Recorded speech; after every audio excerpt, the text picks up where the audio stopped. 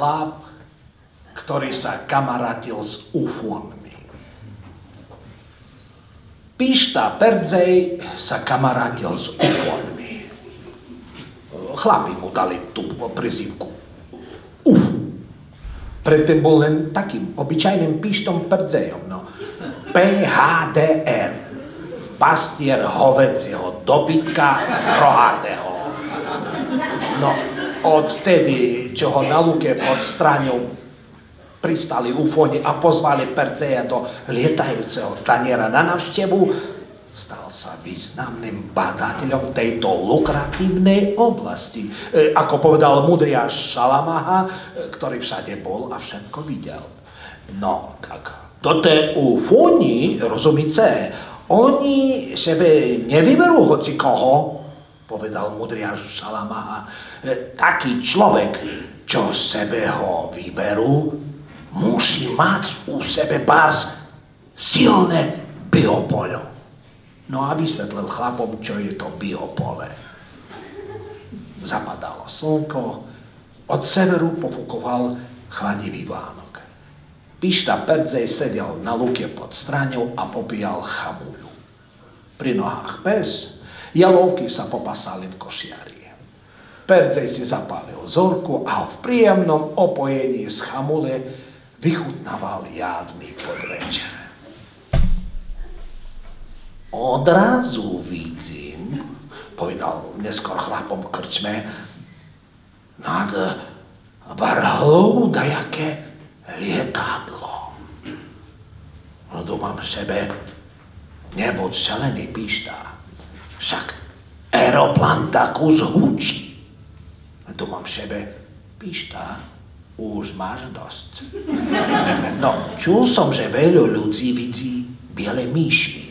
A to čo ja vidím lietadlo. A ono bolo väčšie a väčšie a furt pocichučky. Domám sebe, Pišta, ucekaj. Však leci rovno na tebe. Aj pes sa rozbrechal, ani on chudák ešte také čudo nevidel. Jalovky začali bučeť, aj keby sa pošaleli, rozucikali sa. Odrazu patrím, toto nie lietadlo, ale dajaký barš čudný stroj. Okrúhle jak misočka, dookola oblaky, a v tých oblakoch dajaké čudné ľudze. No, čudo zastalo pár krokov odo mne. Dvojmo či trojo vystúpili. No, jak vám mám povedať? No, také malé boli, jak 10-ročné deti. Hej, celé želené, ruky a nohy až po žím a hlava jak žaba. A smejú sa. Až sa zavrícha lapajú. Nebojte sa, útoria, my sme ufóni. Pricestovali sme k vám z ďalekého vesmíru a chceme tu nadviazať diplomatické styky. Ja im utorím, tak keď chcete, tak chcete. Ale mne dajte pokoj. Ja tu mám svoje jalovky, svoju Pavlínu a svoje dzeci. Idte si nadvedzovať s nejakými politikmi. A oni, dovoľte, pán Perdzej, aby sme vás pozvali na našu loď. A skadi znáte moje meno. A oni, my vieme všetko. A ja, dajte stať do chmár. Jalovky ste mi rozohnali, pes sa vás boje a už berem do ruky bakuľu. A tu mám sebe, na bizóne me chcú zobrať so sebou do toho ich vesmíru. Ale dvojo boli takoj pri mne, chopili mne za ruky a začali cehať do letadla. No, jaké boli malé, no také boli žilované. Utorím im, bodaj vám pek bolo, no tak čo mi nedáte pokoj? A u tým UFO, no to sa UFO volá. Technika prevelíka.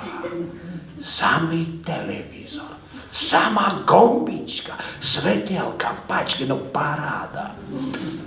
No a velikánsky stôl a na ním palenka, cigaretly, víno dajaké francúzske, klobasa, tlačenka, húrky, obložené chlebíky, slané očka, ryby morské a aj živočíchy, no torty, medovníky, pečená sviňa, banány, pomaranče, no všetko tam bolo.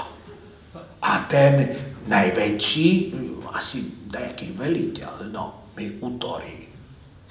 Ponúknite sa, pán Perdzej.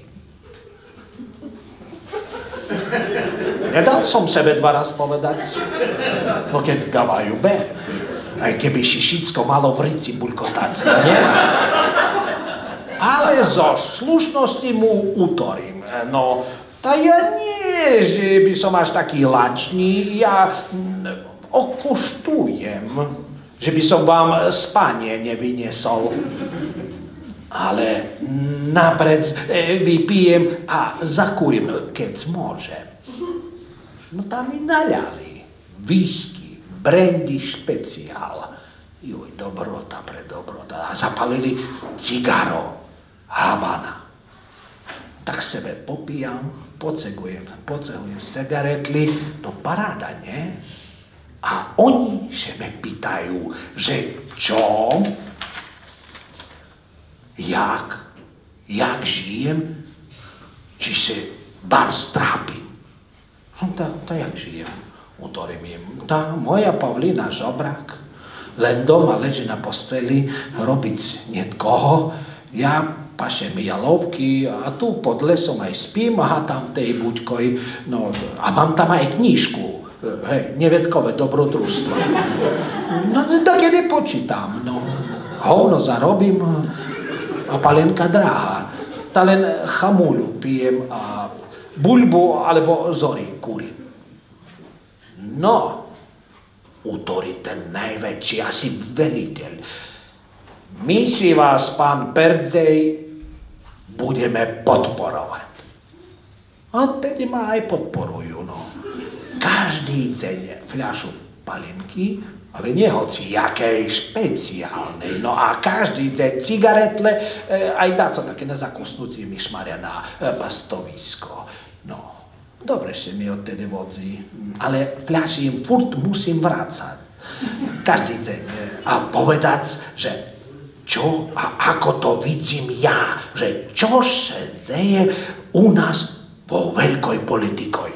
No, ja neznám, chlopie, čo mi ich práve to zajíma. No.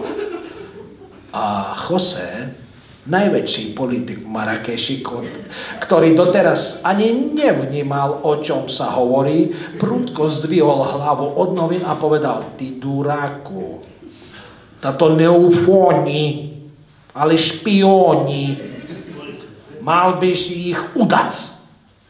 A Perdzej: Jose, ty taký politik, jak moje ric. No čom by som ich udával, keď mi každý deň pálienku a cigaretky dávajú?